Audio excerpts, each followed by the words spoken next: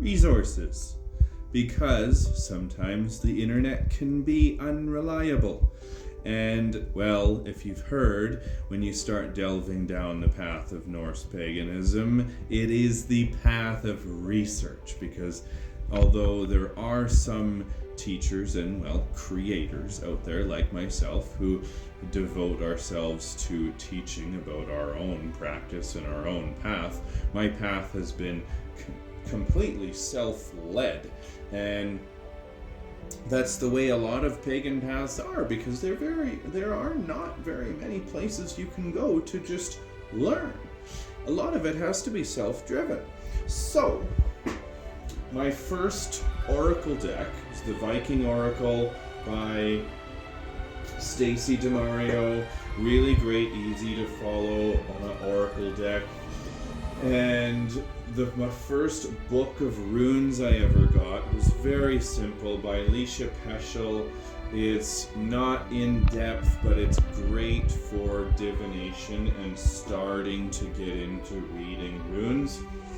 The Viking Spirit by Daniel McCoy, who's also the same author who leads and runs Norse Mythology for Smart People, the website norse-mythology.org. Really great online resource. That is one that I would recommend for an online resource. That's a really good one. It's just a nice soft introduction to Norse mythology and paganism.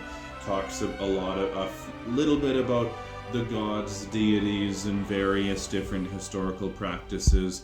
And then there's a whole section on all the different myths and sagas from a scholarly perspective, with notes about the allegories and the metaphors to the myths, and not just simply the myths themselves.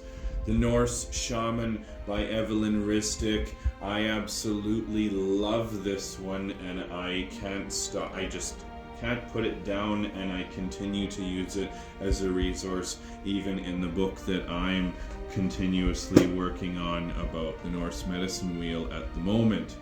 It's great for anybody who is planning on getting into shamanism, or just becoming a shaman, or simply just practicing shamanism. The Return of Odin, the Modern Renaissance of Pagan Imagination by Richard Rudgley.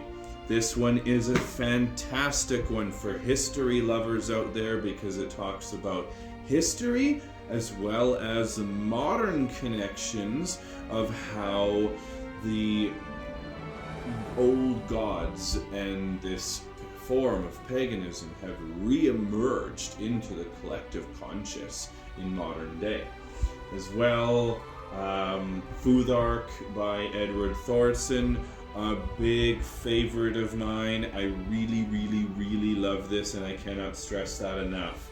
It's a really great resource on runes. Ooh, I forgot to grab this one. A Yoga Runic Workbook by James Seaborn.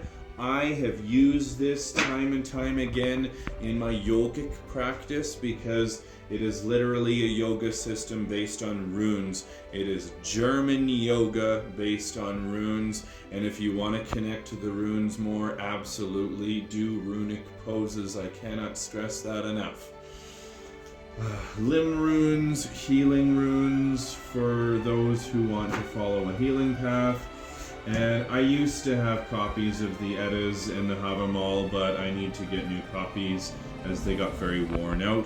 But you can also never go wrong with some good old-fashioned books of myths. I hope that helps. See ya.